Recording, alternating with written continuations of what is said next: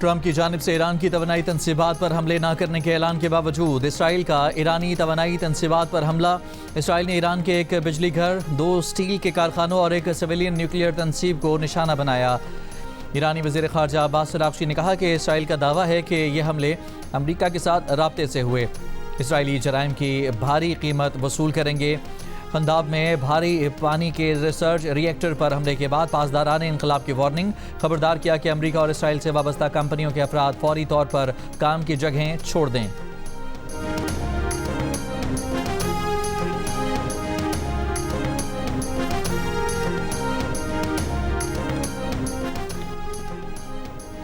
Iran के साथ बातचीत का अमल जारी है। अमेरिका के सदर डोनाल्ड ट्रंप का दावा, कहा हमारी फौज ने बेहतरीन काम किया। ईरान डील चाहता है। बोले वो सदर मुंतखब ना होते तो अमेरिका अब तक खत्म हो चुका होता।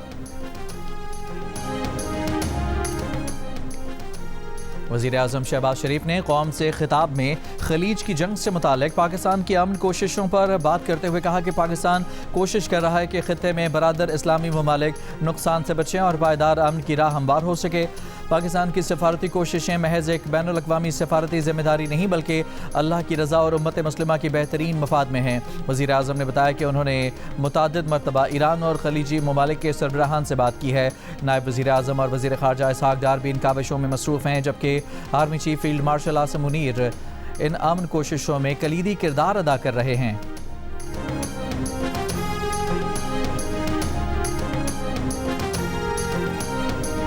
ये हफ्ता जो आज से शुरू हो रहा है, इसमें भी मुझे पेट्रोल पर फी लीटर 95 रुपए और डीजल पर फी लीटर 203 रुपए इजाफा करने की तजवीज़ दी गई है, जिसे मैंने आपकी मुश्किलात के पेश नज़र एक बार फिर मुस्तरद कर दिया है। और ये बोझ वफाकी हुकूमत ने एक मरतबा फिर खुद उठाने का फैसला किया है। हुकूमत का तेल की बढ़ती हुई कीमतों का बोझ खुद बर्दाश्त करने का फैसला। वज़ीर आज़म शहबाज शरीफ ने कौम से खिताब में कहा कि उन्हें पेट्रोल पर फ़ी लीटर 95 रुपये और डीजल पर फ़ी लीटर 203 रुपये इजाफे की तजवीज़ दी गई है, जिसे उन्होंने मुस्तरद कर दिया। ये बोझ वफाकी हुकूमत ने खुद उठाने का फैसला किया। इसका हजम 56 अरब रुपये बनता है। मुतवातर 3 हफ्ते के अंदर 125 अरब रुपये का तारीखी बोझ हुकूमत ने अपने कंधों पर उठाया है। आलमी मंडी में कीमतें देखी जाएँ तो पेट्रोल 544 रुपये फ़ी लीटर होना चाहिए था, मगर आप 322 रुपये में हासिल कर रहे हैं। डीजल की कीमत आज 790 रुपये फ़ी लीटर होनी चाहिए थी, हुकूमत आपको 335 रुपये फ़ी लीटर में फराहम कर रही है।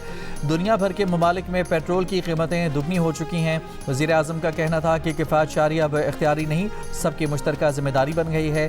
सफ़र करने से पहले सोचें कि क्या ये सफ़र ज़रूरी है। हर बार गाड़ी या मोटरसाइकिल का निकालना ज़रूरी है। हुकूमत ने अब तक महंगाई के तूफ़ान को आवाम तक पहुँचने से रोक रखा है। हुकूमत ये जदोजहद अकेले नहीं कर सकती, लिहाजा गुजारिश है कि हुकूमत जो जामे मंसूबा बना रही है इसमें भरपूर ताउन करें। इसका ऐलान अगले चंद दिनों में किया जाएगा।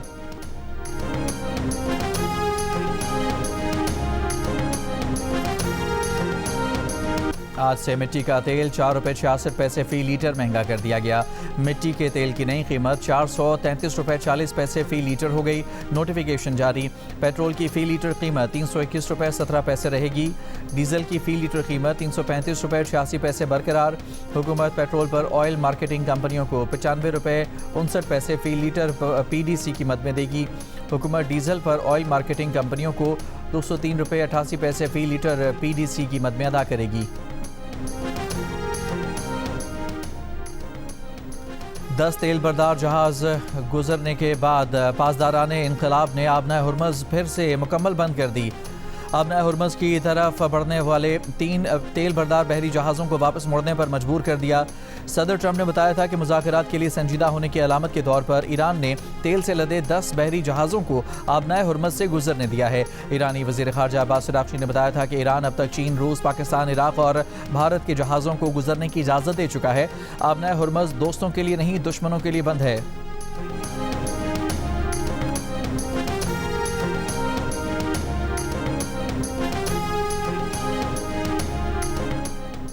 अमरीकी नायब सदर जेडी वेंस की इसराइली वज़ीर आज़म से टेलीफोन पर गुफ्तगू। बरतानवी मीडिया के मुताबिक ईरान जंग आसान बताकर ट्रंप को शामिल करवाने पर वेंस ने नेतन्याहू को झाड़ पिला दी।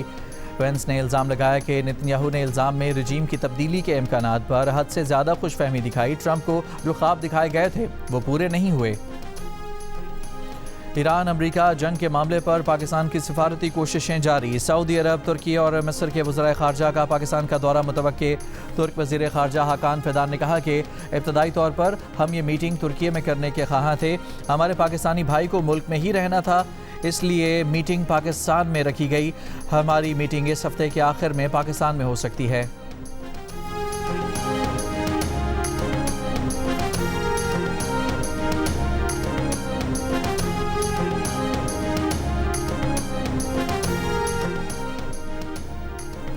जर्मन वज़ीर ख़ारजा का कहना है कि अमेरिका और ईरान के नुमाइंदों की मुलाकात जल्द मुतवक्के है, जो बज़ाहिर पाकिस्तान में हो सकती है।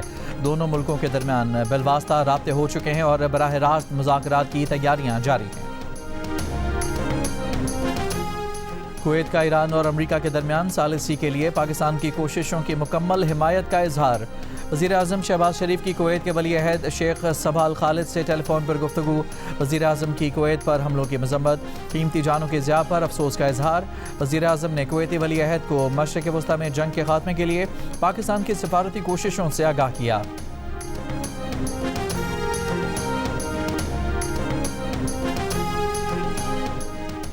ईरान के सदर मसूद पेज़ेश्कियान की तेहरान में शहरियों से मुलाकात। ईरानी सदर तेहरान में सुपर स्टोर पहुंच गए और शहरियों से उनकी खैरियत दरियाफ्त की। इस मौके पर मौजूद शहरियों ने ईरानी सदर मसूद पेज़ेश्कियान के साथ तस्वीर भी बनवाई।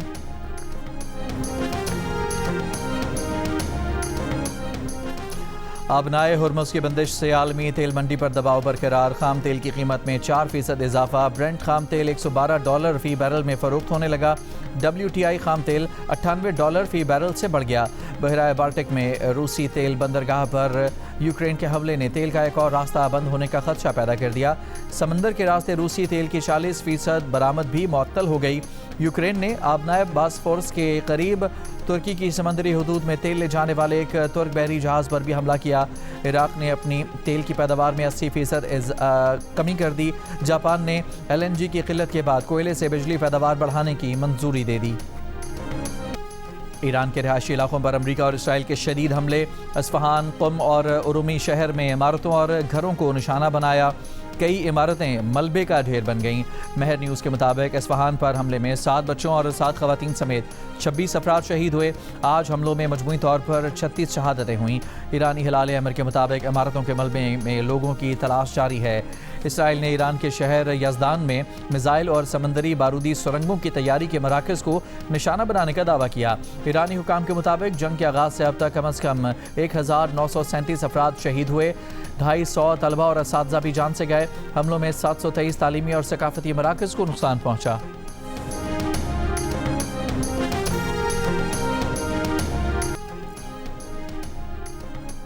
इसराइल पर ईरान के शदीद हमले। क्लस्टर मिसाइलों से तल अवीव को निशाना बनाया। अमरीकी अड्डों को भी टारगेट किया। पासदारान इनकलाब के मुताबिक इसराइली शहर अशदूद में ऑयल स्टोरेज टैंक और डिपो को निशाना बनाया गया।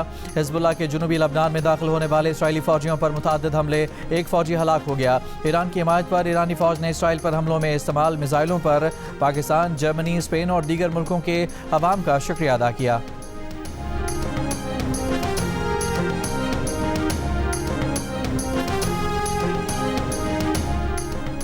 खलीजी ममालिक में फ़िज़ाई दिफाई निज़ाम मुतहर्रिक। सऊदी वज़ारत दिफा के मुताबिक ममलिकत के मशरिकी इलाके में 2 ड्रोन फ़िज़ा में ही तबाह किए गए। कुवैत की नेशनल गार्ड ने भी 2 ड्रोन मार गिराए। शुएख बंदरगाह पर ड्रोन हमले में तनसीबात को निशाना बनाया गया। अबूधाबी में मिसाइल हमले में शहीद होने वाले पाकिस्तानी शहरी सगीरुल्लाह ईद मारजान की मैयत वतन रवाना कर दी गई।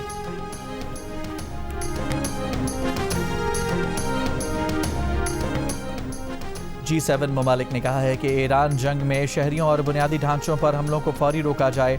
G7 ममालिक के वज़राए ख़ारजा इजलास के मुश्तरका एलामिये में इलाक़ाई शराकतदारों, शहरी आबादियों और अहम इंफ्रास्ट्रक्चर पर तनाज़े के असरात कम करने की अहमियत पर जोर दिया गया। इजलास में आबनाए हुर्मुज़ में जहाज़ रानी की महफूज और टोल फ्री आज़ादी को बहाल करने की ज़रूरत का भी अदा किया गया।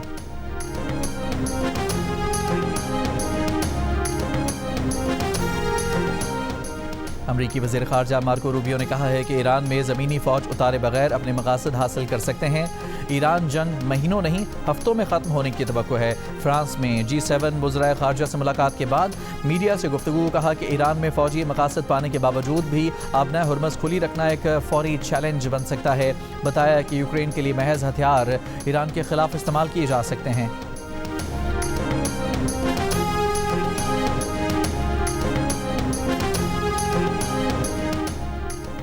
वज़ीर आज़म शहबाज शरीफ की हिदायत पर रोशन डिजिटल अकाउंट का दायरा कार वसी करने का फैसला।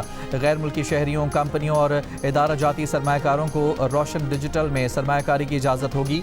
वज़ीर आज़म ऑफिस के एलामिया के मुताबिक पाकिस्तान दुनिया में तरसीलात ज़र हासिल करने वाले ममालिक में 5वें और जनूबी एशिया में दूसरे नंबर पर आ गया है। स्टेट बैंक के ज़र मुबादला के ज़खायर तकरीबन 16 अरब 30 करोड़ डॉलर और मजमूई ज़खायर 21 अरब 60 करोड़ डॉलर के करीब हैं।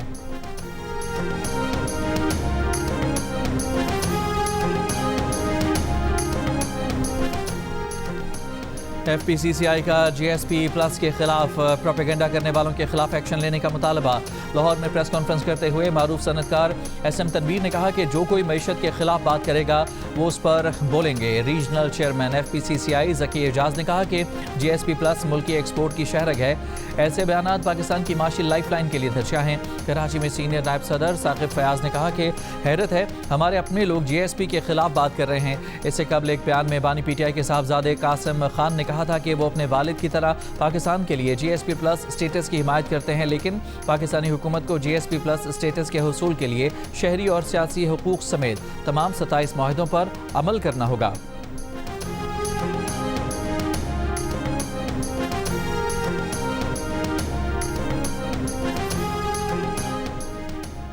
इस्लामाबाद हाई कोर्ट में बानी PTI, बुशरा बीबी और नैब की अलग अलग दरखास्तें 31 मार्च को समाअत के लिए मुकर्रर। बानी PTI और बुशरा बीबी ने सज़ा मुअत्तली की दरखास्तें दायर कर रखी हैं। नैब ने सज़ा मुअत्तली की दरखास्तें काबिल समाअत न होने का एतराज़ उठा रखा है। एहतसाब अदालत ने बानी और बुशरा बीबी को 17 जनवरी 2025 को सज़ाएँ सुनाई थीं।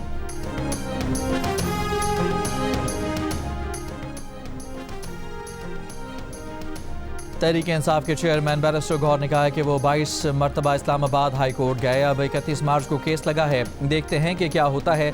मुलाकातों पर पाबंदी लगी है। ऐसे हालात में उन्होंने मूवमेंट का आगाज़ किया। पेशावर में जलसे से खिताब करते हुए सेक्रेटरी जनरल PTI सलमान अकरम राजा ने कहा कि कासिम खान से मंसूब झूठी बातें फैलाई जा रही हैं। वज़ीर आला खैबर पख्तूनख्वा सुहेल आफरीदी ने कहा कि वो 4.5 करोड़ लोगों की नुमाइंदगी कर रहे हैं, अपने लीडर से मिलने नहीं दिया जा रहा।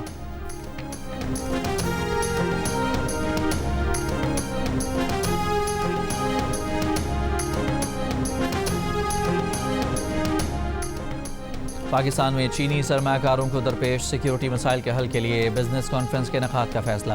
वफाकी वज़ीर दाखिला मोहसिन नकवी और चीनी सफ़ीर की मुलाकात में इंसदाद दहशतगर्दी, सिक्योरिटी ताउन, पुलिस एक्सचेंज प्रोग्राम और दीगर अहम अमूर पर तबादला ख्याल। वज़ीर दाखिला ने कहा कि गैर मुल्की शहरियों के तहफ़्फ़ुज़ के लिए स्पेशल प्रोटेक्शन यूनिट का क़याम अमल में लाया जा रहा है, जो इस्लामाबाद में मौजूद चीनी शहरियों की सिक्योरिटी यकीनी बनाएगा। स्पेशल प्रोटेक्शन यूनिट के एहलकारों को चीनी ज़बान भी सिखाई जाएगी।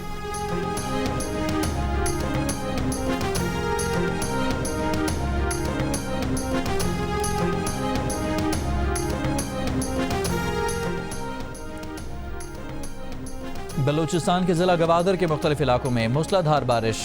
छपरिकानी में बरसाती नाले का पानी गांव में दाखिल होने से नशेबी इलाके ज़ेर आब आ गए। पहाड़ी इलाकों में बारिश से नदी नालों में तुग़यानी का खदशा।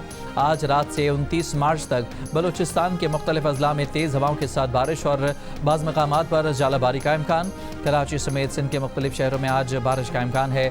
महकमा मौसमियात के मुताबिक आंधी और जालाबारी से कमज़ोर इंफ्रास्ट्रक्चर को नुकसान का खदशा है।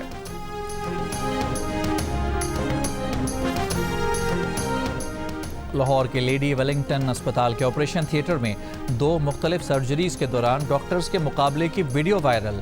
ऑपरेशन के दौरान डॉक्टर अमले के अरकान विक्ट्री का निशान बनाते रहे। हुकूमत पंजाब का एक्शन। MS लेडी वेलिंगटन अस्पताल हेड ऑफ गायनी डिपार्टमेंट से 3 रोज़ में जवाब तलब। 4 डॉक्टर्स की पोस्ट ग्रेजुएट ट्रेनिंग को मुअत्तल कर दिया गया।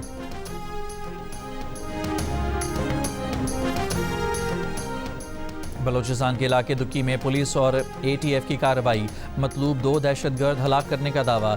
ATF का एक जवान जख्मी, जदीद असलहा बरामद। हलाक दहशतगर्द कलीब बख्तियार खान में 5 FC एहलकारों के कत्ल में मुलविस करार।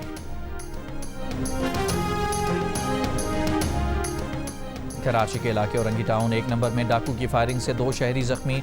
दोनों डाकुओं को शहरियों ने पकड़ लिया। शहरियों के तशद्दुद से जख्मी दोनों डाकुओं को बाद में पुलिस ने गिरफ्तार कर लिया।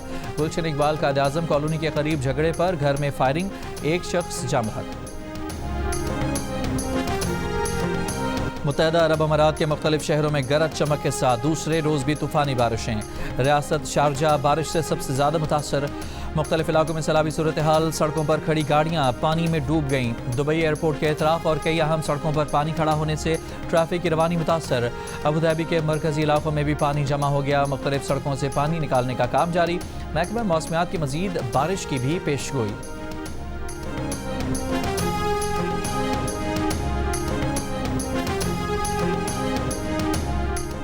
ट्रांसशिपमेंट को फ़रोग देने के हुकूमती इक़दाम से कार्गो हैंडलिंग में बेहतरी। ट्रांसशिपमेंट के फ़रोग के लिए हुकूमत ने बंदरगाहों की मजमूई गुंजाइश में इजाफा कर दिया। ज़राए के मुताबिक कराची पोर्ट ट्रस्ट को 20,000 और पोर्ट कास्टम अथॉरिटी को 12,500 TEUs के साथ फ़ाल कर दिया। गवादर पोर्ट अथॉरिटी को 5,000 TEUs की सलाहियत के साथ फ़ाल बनाया गया है। कराची पोर्ट पर 8,000 कंटेनर्स वसूल हुए। ट्रांसशिपमेंट कवायद में तरमीम, ऑफ डॉक टर्मिनल्स पर कार्गो ज़ख़ीरा करने की इजाज़त, गुंजाइश 60,000 कंटेनर्स कर दी गई। स्कैनिंग चार्जेस में 50% कमी कर दी। टर्मिनल ऑपरेटर्स ने भी फौरी तौर पर 25% कमी कर दी। ट्रांसशिपमेंट कार्गो लाने वाले जहाज़ों के लिए बंदरगाह की फ़ीस 60% तक कम कर दी गई। हुकूमत ने समंदर से फ़िज़ा ट्रांसशिपमेंट की इजाज़त भी दे दी।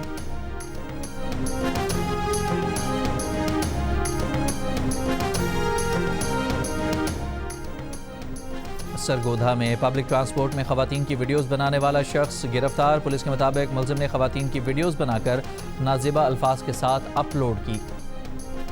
हसन अली की शानदार बॉलिंग के सबब पाकिस्तान सुपर लीग 11 के दूसरे दिन के मैच में कराची किंग्स ने कोयटा ग्लैडिएटर्स को 14 रन से हरा दिया। मैच में पहले बैटिंग करते हुए कराची किंग्स ने 7 विकेट पर 181 रन बनाए।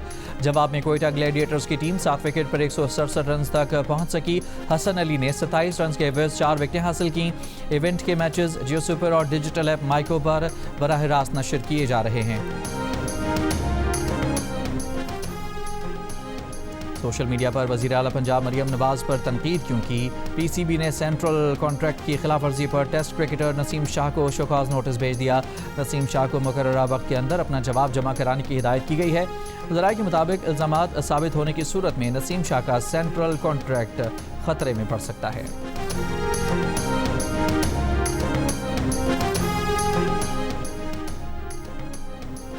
फैसलाबाद में रुस्तम पाकिस्तान के फाइनल में पाक आर्मी के गुलजार गुल्लू भट्ट ने वाबडा के अदनान टेरावाला को पछाड़कर रुस्तम पाकिस्तान का टाइटल अपने नाम कर लिया। विनर को 5 लाख रुपए जबकि रनर अप को 3 लाख रुपए इनाम से नवाजा गया। फाइनल से कबल मुल्क के मुख्तलिफ शहरों के नंबर पहलवानों के माबैन 20 मुकाबले हुए। शायकीन की बड़ी तादाद ने रुस्तम पाकिस्तान दंगल समेत पहलवानों की जोर आजमाई के मुकाबले देखे और पहलवानों को खूब दाद दी।